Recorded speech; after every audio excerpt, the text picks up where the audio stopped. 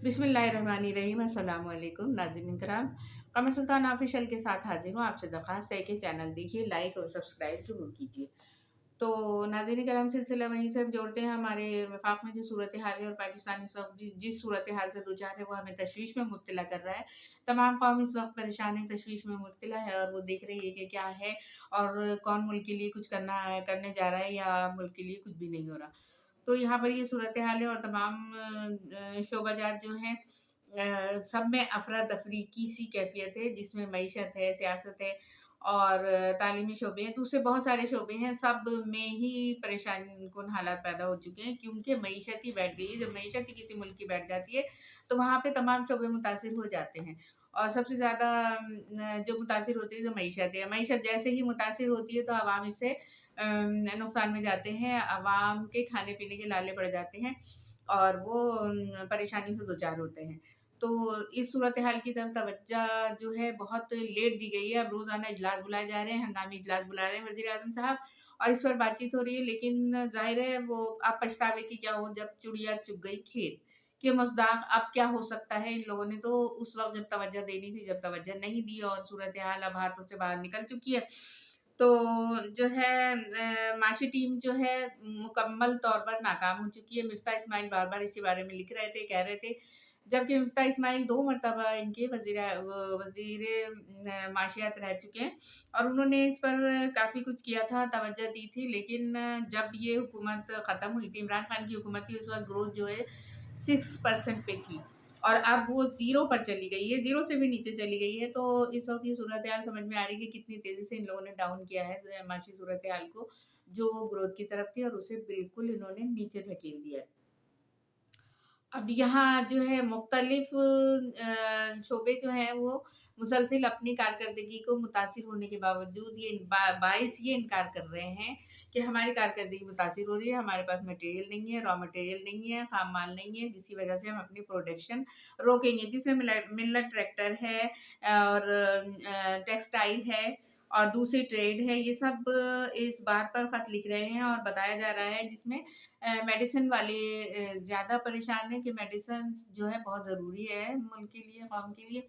तो मेडिसिन्स के पास भी मटेरियल नहीं है जिससे वो अपनी तैयारी कर सके, प्रोडक्शन जारी रख सके। तो इन तमाम लोगों ने हुकूमत से दरख्वास्त की है कि हम जल्द ही अपनी प्रोडक्शन बंद कर देंगे। देखिए, जब मशीनरी और जब दवाएँ और टेक्सटाइल वग़ैरह जब बंद हो जाएगा, तो मुल्क का पहिया कैसे चलेगा? लाखों लोग इस रोज़गार से वाबिस्ता हैं, इन चीज़ों से वाबिस्ता हैं जो यहाँ पर जॉब कर रहे हैं और फिर उसके अलावा जो इन चीज़ों की ज़रूरत मुल्क में होती है, तो वो एक अलग बात है। रोज़गार अलग है और इसके ज़रिए जिन लोगों की ज़रूरत पूरी होती है, वो अलग है। तो ये सारी सूरत-ए-हाल जो है मुल्क को एकदम से नीचे की तरफ धकेल रही है, जिसमें बैनुल-अक़वामी तौर पर भी हमारे बारे में थीसिस और फीचर लिखे जा रहे हैं, एनालिसिस पेश किए जा रहे हैं, जिसमें पाकिस्तान की मईशत को एकदम तनाज़ुली की तरफ दिखाया जा रहा है और अवाम जो है रोटी-टुकड़े से भी माज़ून होने वाली है कि किस तरह से वो अपना ज़िंदगी की डोर कायम रखेगी, उसको चलते रहने के लिए किस तरह से वो जद्दोजहद करेगी। तो नाज़रीन कराम, यही सब हो रहा है, लेकिन सियासत जो है अपनी उसी डगर पे चल रही है कि हमने नहीं जाना, हमने नहीं उठना। दोनों पार्टियाँ अपनी तरफ से लगी, किसी को भी मुल्क का ख़्याल नहीं है, चाहे अपोज़िशन है, पीटीआई है या तो हुक्मरान जमाती टोला है। किसी को भी मुल्क से लगाव नहीं है, कोई मुल्क के लिए नहीं सोच रहा और सब अपने-अपने लिए फ़ायदे हासिल करना चाह रहे हैं।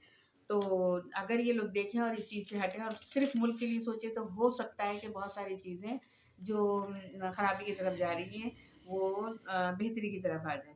इस सिलसिले में आईएमएफ ने भी इनकार कर दिया, उसने भी पूरी नज़रें गाड़ी हुई हैं पाकिस्तान की तरफ कि ये लोग किस तरह से अपना खर्च पूरा करेंगे और किस तरह से हमारे कर्ज़े अदा करेंगे। क्योंकि यहाँ पर अब डॉलर भी नहीं है, पैसे भी नहीं हैं और अगर ये लोग अफ़रात-ज़र पैदा करते हैं, नए नोट छापते हैं, तो उस चीज़ पर भी आईएमएफ ने नज़र रखी हुई है कि इस तरह करने से ज़ाहिर है वो तो रोकेगा, वो नहीं होने देगा क्योंकि नुकसानात हैं इसमें बहुत सारे।